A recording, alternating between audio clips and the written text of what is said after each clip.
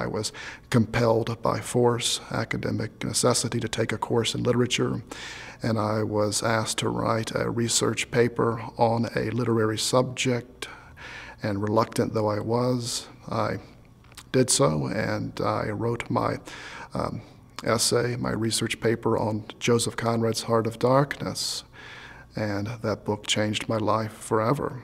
Yes, I saw what an author could do with the English language. I was bowled over and changed forever, and decided that I no longer wanted to be, well, at the time I was interested in bodybuilding, and that was really my life, and that was connected to chiropractic, and I decided, well, I guess I won't be Conan the Barbarian after all. I will become Conan the Grammarian.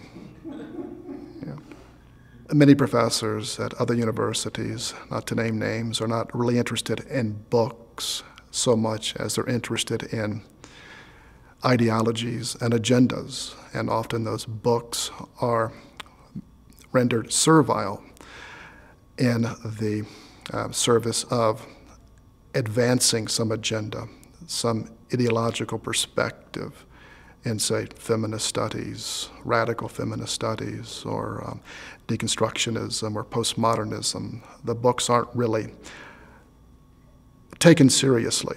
They're merely used parasitically.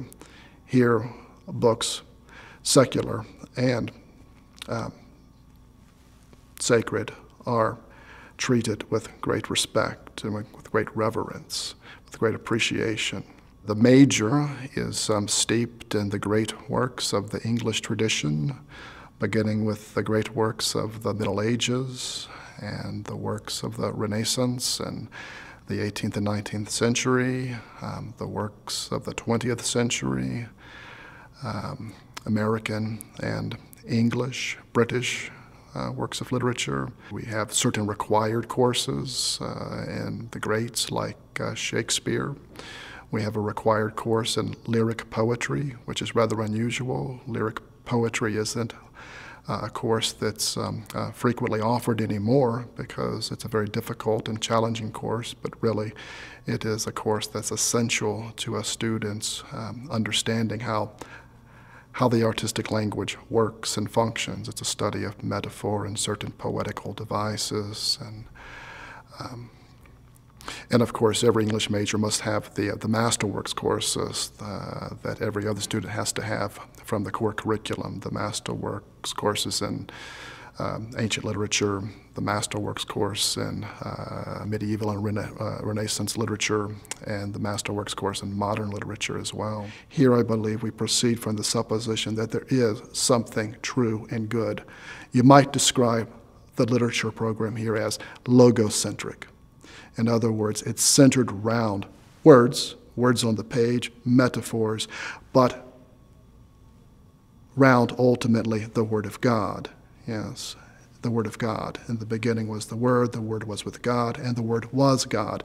And it's that Word of God, that logos, that we believe inspires the literature in the first place.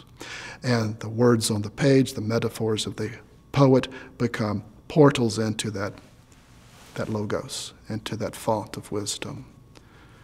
We believe that anyway.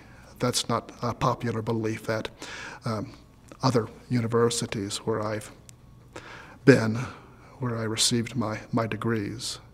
You might describe those institutions as being, well, logos loathing. And you can interpret what I mean from that. They find that to be a very troubling thought, the idea of logocentrism. For them, logocentrism is a problem. Here, it's a joy and the ultimate end around which we organize our program.